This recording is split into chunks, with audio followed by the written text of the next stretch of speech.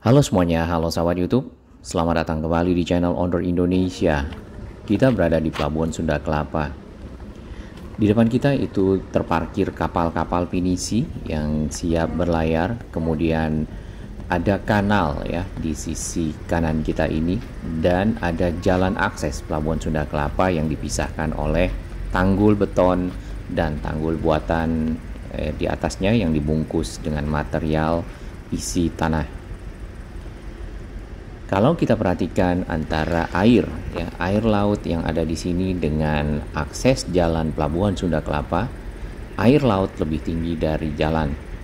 Apabila tanggul ini tidak ada, maka jalan ini sudah dipenuhi oleh air laut, karena yang kita tahu permukaan air laut naik ya setiap tahunnya.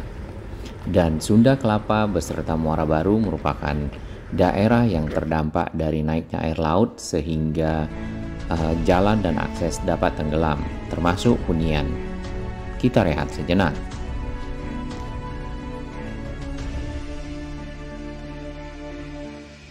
Terima kasih kami kepada semua sahabat yang terus mendukung channel Owner Indonesia berkembang lebih baik, berbagi informasi yang bermanfaat bagi kita semua, para pengguna moda transportasi, para pengguna infrastruktur Jakarta, para pemerhati lingkungan, dan area sekitarnya.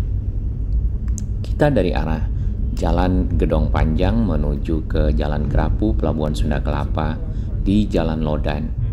Di depan sana itu ada semacam menara, itu kalau tidak salah Menara Syah Bandar yang ada di kawasan Museum Bahari. Sebenarnya area ini adalah area cukup tua ya. Pelabuhan Sunda Kelapa sendiri itu sudah ada dari sejak abad ke-5 ya kalau kita telusuri sejarahnya, di mana dahulu namanya adalah Sundapura yang dikelola atau dikendalikan di bawah Kerajaan Tarumanegara. Pada abad ke-12 ya, pelabuhan ini cukup sibuk ya, karena merupakan pelabuhan yang membawa rempah-rempah dari Kerajaan Sunda ya, berupa lada. Kerajaan Sunda sendiri ibu kotanya adalah Pakuan yang di Pajajaran ya. Nah, ibu kota Pakuan Pajajaran tersebut ada di kota Bogor. Banyak kapal-kapal asing yang masuk ke area ini ya, dari Jepang, dari India Selatan, dari Timur Tengah dan lainnya. Tentunya karena memang sejak dahulu perdagangan sudah ada dan masuk ke Indonesia. Walaupun pada akhirnya nantinya Indonesia sempat dikuasai oleh negara Eropa termasuk Belanda. Ya, kita akan menuju ke arah masuk pelabuhan. Di sebelah kiri tadi ada Museum Bahari, dan di area itu sedang ada proses pekerjaan, kalau tidak salah normalisasi. Bulan ini adalah bulan 12 dan merupakan musim hujan. Biasanya permukaan air laut naik, kemudian juga apalagi ditambah dengan rob, maka Pelabuhan Sunda Kelapa ya itu biasanya ada pasang ya, air pasang naik ke jalan. Nah, biasanya itu ada di ujung ya. Kalau di sekitar sini mungkin tidak begitu, karena di sini mungkin agak lebih tinggi dari sisi ujung. Kita bayar parkir Pelabuhan Sunda Kelapa terlebih dahulu.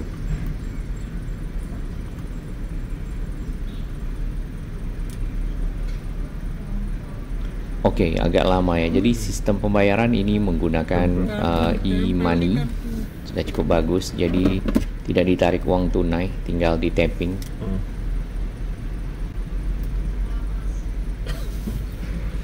Oke, kita akan masuk ke arah dalam.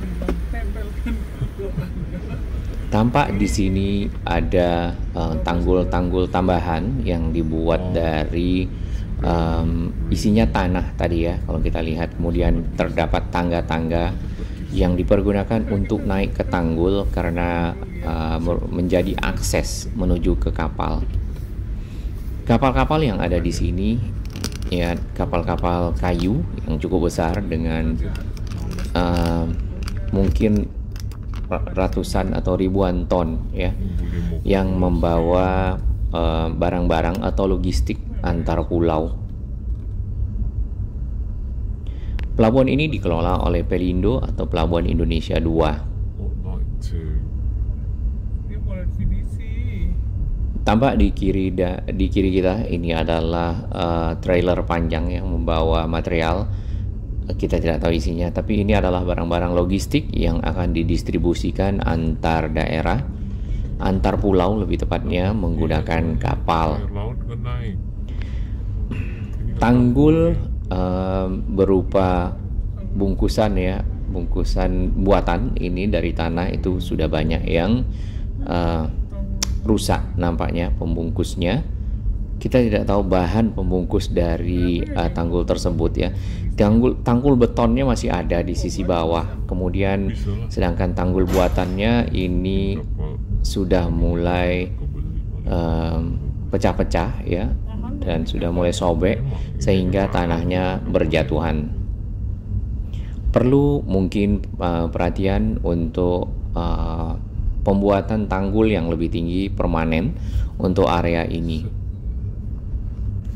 Lokasi yang strategis dari Pelabuhan Sunda Kelapa dan perekonomian atau perdagangan yang cukup banyak dilakukan di sini membuat ini menjadi kawasan yang mungkin bisa diperebutkan ya oleh berbagai pihak.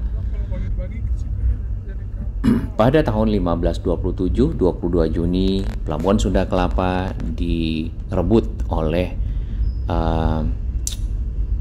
Kerajaan Demak Cirebon ya, di bawah pimpinan Fathaillah atau Valetehan. Makanya di tanggal 22 Juni ini dijadikan sebagai hari jadi kota Jakarta ya. Karena pada saat itu ya, setelah selesai direbut oleh Kerajaan Demak, nama Sunda Kelapa diganti menjadi Jayakarta. Namun pada tahun ya 1600-an Belanda pun ikut merebut wilayah ini, pelabuhan ini, kemudian merubah namanya menjadi Batavia. Dan itu di bawah kepemimpinan Jan Pieterszoon Koen. Wah, ini pelajaran SMP atau pelajaran sejarah SMA ini. Kemudian namanya tadinya mau dikasih nama Hoorn ya. Nah, New Hoorn karena Hoorn sendiri itu sudah ada kotanya di Belanda, kemudian ini akan jadi New Hoorn. Hanya saja akhirnya dipilihlah nama Batavia. Oke, kita mundur karena kita sudah memasuki area yang cukup rendah di dalam pelabuhan, dan itu sudah tergenang rob atau air pasang yang naik, yang masuk ya. Ini di luar dari air yang sudah lebih tinggi di sebelah kanan kita atau di tanggul atau di sisi barat. Tampak di sini barisan dari kapal-kapal ya, kapal-kapal ekspedisi, kapal kayu yang dipergunakan untuk pengangkutan logistik antar pulau. Menurut catatan sejarah, Pelabuhan Sunda Kelapa di zaman Belanda ini dibangun kanalnya kurang lebih 810 meter. Kemungkinan adalah kanal yang ini karena di situ akan tersambung langsung ya dengan si Kali Krukut dan Kali Ciliwung. Hal itu tentunya akan memudahkan kapal-kapal masuk tidak hanya di pelabuhan tapi bisa juga sampai ke dalam kota. Cuman mungkin yang kapal-kapal kecil ya. Cuman dalam kotanya baru di sekitar kota tua ya, karena kota Jakarta pada waktu itu terkonsentrasi di situ. Tidak sampai ke Monas, tentunya tidak sampai ke Blok M dan seterusnya. Kalau kita perhatikan kendaraan yang warna putih di sisi kanan, kemudian kapal yang ada di sini dan tinggi permukaan air, maka tinggi permukaan air itu bisa dibilang hampir setengah dari kendaraan tersebut.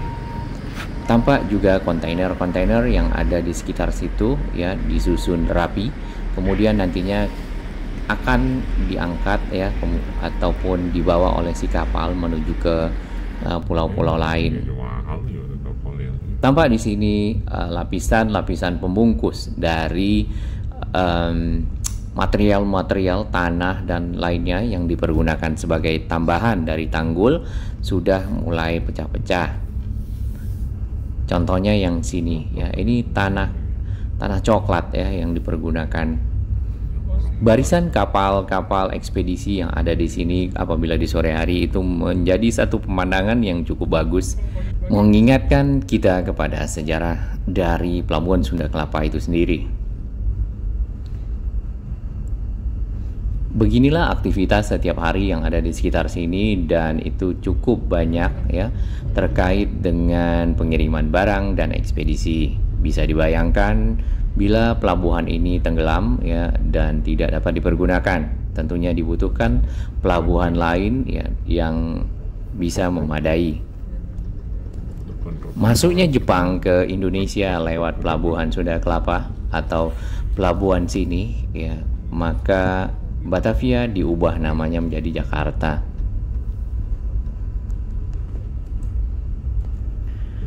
Pada saat ini pelabuhan Sunda Kelapa direncanakan akan menjadi kawasan wisata karena nilai sejarah yang cukup tinggi.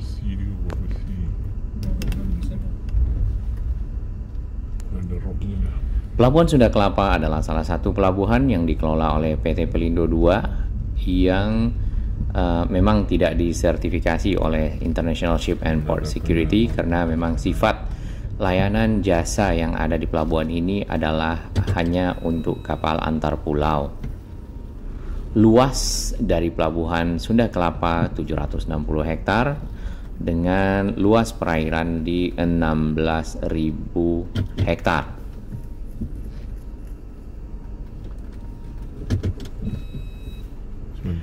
Dari segi ekonomi, pelabuhan ini sangat strategis karena berdekatan dengan pusat-pusat perdagangan ya, seperti Glodok, Pasar Pagi, Mangga 2, dan lain-lainnya.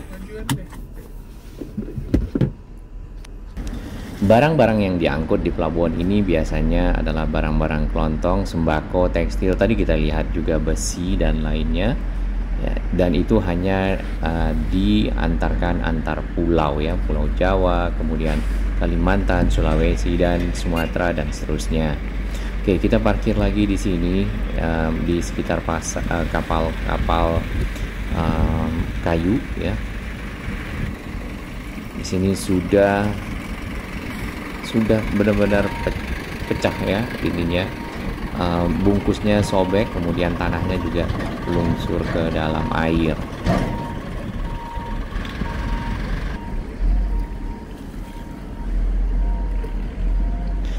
Dari segi sejarah, pelabuhan ini merupakan salah satu tujuan wisata buat warga DKI ya, dan warga-warga lainnya. Kemudian juga terdapat museum bahari yang ada di sekitar sini, cukup berdekatan. Dan di sana ada informasi tentang dunia kemaritiman Indonesia masa lalu serta peninggalan sejarah kolonial Belanda. Silakan berkunjung bagi yang ingin melihat-lihat, dan semoga Sunda Kelapa mendapat perhatian untuk pembuatan tanggul yang lebih baik. Indonesia makin maju.